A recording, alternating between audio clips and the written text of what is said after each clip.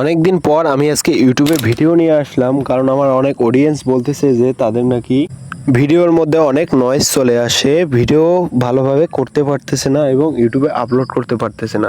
तेरा बाप यहाँ छोड़कर गया था कि সো আপনি কন্টেন্ট কিভাবে বানালে আপনার ভিডিওতে নয়েজ কম আসবে, এই পুরো টেকনিকটা আপনাকে জানাবো। তার আগে আমার এই ইউটিউব চ্যানেলটি সবাই সাবস্ক্রাইব করে পাশে থাকা বেল বাটনটি অন করে দিন।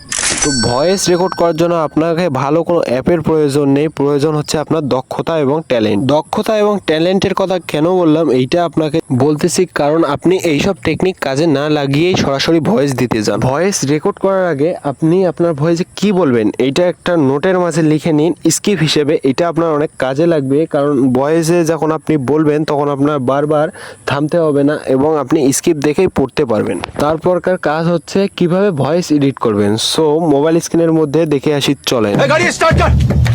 চলে আসলাম মোবাইল স্ক্রিনে। আসার পর এখানে সার্চ দেব এআই কাউন্সিল লিখে। তো এখান থেকে সরাসরি এআই কাউন্সিলের ওয়েবসাইটটিতে প্রবেশ করব। প্রবেশ করার পর এখানে জাস্ট ফ্রি লেখা আছে উপরে, এইখানে চাপ দেব।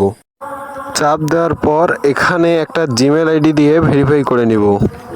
ভেরিফাই হয়ে গেলে এখানে জাস্ট ফ্রি এই অপশনে চাপ দিয়ে এখানে আপনার গ্যালারিতে চলে যাবেন। গ্যালারিতে চলে যাওয়ার পর গ্যালারি থেকে আপনার সেই কাঙ্ক্ষিত ওই ভয়েসটা নেবেন। ভয়েসটা নেওয়ার পর এখানে জেনারেট করে দেওয়ার পর কিছুক্ষণ পর আপনাকে রেজাল্ট দিবে।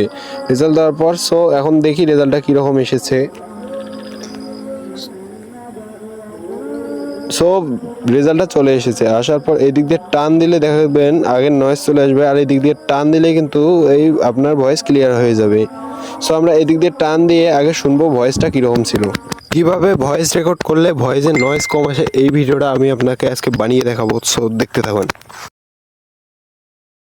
এখন দেখতে পারবেন আপনি ম্যাজিকটা। সো দেখুন কিভাবে ভয়েস রেকর্ড করলে ভয়েসের নয়েজ কম আসে এই ভিডিওটা আমি আপনাকে আজকে বানিয়ে দেখাবো। সো দেখতে থাকুন।